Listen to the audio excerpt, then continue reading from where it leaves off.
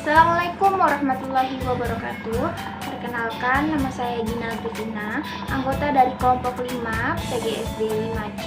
Di sini kelompok kami akan mempresentasikan materi tentang manusia dan peradaban. Teman-teman sekalian dimohon perhatiannya. Jika ada yang tidak paham atau ingin bertanya, nanti kita lanjut di sesi pertanyaan ya. Baiklah, tanpa membuang waktu lagi, permateri pertama akan dimulai oleh Saudari Ega Safira. Baiklah, saya mulai pada slide pertama, yaitu hakikat manusia dan peradaban. Di sini ada pengertian manusia. Manusia adalah makhluk hidup ciptaan Tuhan dengan segala fungsi dan potensinya yang tunduk kepada aturan-aturan Tuhan.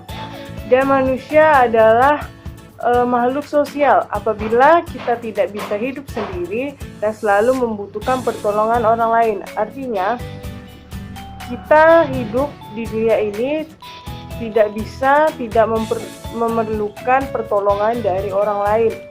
Menurut Mead, pengembangan diri manusia berlangsung beberapa tahap, yaitu ada 4. Yang pertama, play stage, bermain. Game stage, bertanding. Yang ketiga, significant other, bersama orang dekat. Dan generalized order, bersama masyarakat secara umum.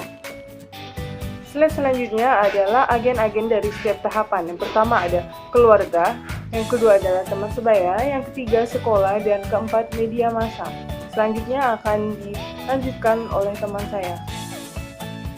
Pengertian peradaban. Menurut Kunja Kaningrat menyatakan bahwa peradaban merupakan bagian dan unsur kebudayaan yang halus, maju, dan indah serta kesenian, ilmu pengetahuan, adat sopan santun, pergaulan, kepandaian menulis, organisasi kenegaraan, kebudayaan yang mempunyai sistem teknologi, dan masyarakat kota yang maju dan kompleks. Tinggi rendahnya peradaban suatu bangsa dipengaruhi oleh 1. Pendidikan, 2. Kemajuan teknologi, 3. Ilmu pengetahuan.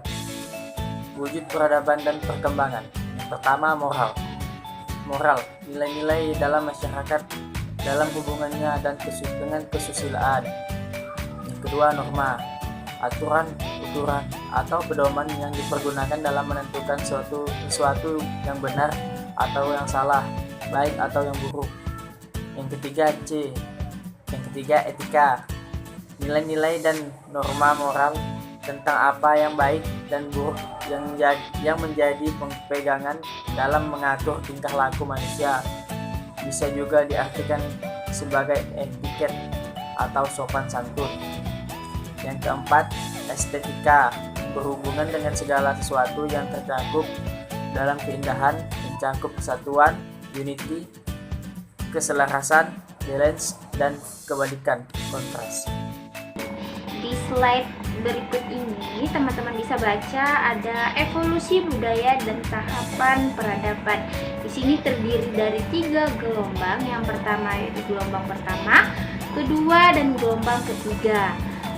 Gelombang pertama sebagai tahap peradaban pertanian, di mana dimulainya kehidupan baru dengan budaya meramu atau bercocok tanam. Selanjutnya yaitu gelombang kedua. Pada tahapan ini, industri mulai menemukan penemuan seperti mesin uap, energi listrik, mesin untuk mobil dan pesawat terbang, yang juga disebut dengan revolusi industri. Kemudian gelombang yang ketiga yaitu sebagai peradaban informasi. Pada penemuan ini sudah berkembang ya dari penemuan selanjutnya, yaitu perkembangan TI dan komunikasi informasi. Selanjutnya pada slide yang ini teman-teman bisa lihat adanya peradaban dan perubahan sosial dipengaruhi oleh 2 faktor, yaitu faktor internal dan faktor eksternal. Faktor internalnya yaitu seperti bertambah dan berkurangnya penduduk, kemudian adanya penemuan-penemuan baru, konflik dalam masyarakat, serta pemberontakan dalam masyarakat. Ini merupakan faktor internal. Kemudian pada faktor eksternalnya terdiri dari seperti faktor alam yang cenderung berubah, kemudian pengaruh kebudayaan lain. Ini dapat mempengaruhi perubahan sosial yang ada di masyarakat.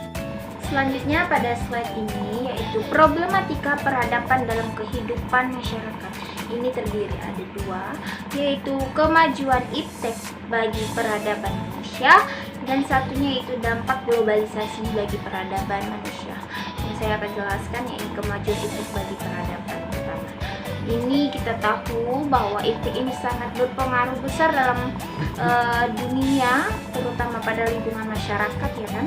Dan kita sebagai masyarakat mesti pandai memilih mana yang mesti kita cerna, hal-hal positif dari perkembangan iptek dan mana yang negatif yang harus kita buang dan kita jauhkan, seperti itu ya. Kemudian dampak globalisasi bagi peradaban manusia. Ini sangat berkaitan dengan iptek. Semakin berkembangnya zaman, globalisasi mulai masuk ke dalam lingkungan masyarakat. Dan balik lagi dari penjelasan saya tadi bahwa semua masyarakat mesti pandai memilih mana hal yang positif dan hal yang negatif. Sekian presentasi dari kelompok saya. Kurang dan lebihnya mohon dimaafkan. Jika ada pertanyaan nanti kita sambung di sesi pertanyaan ya. Sekian, terima kasih. Wassalamualaikum warahmatullahi wabarakatuh.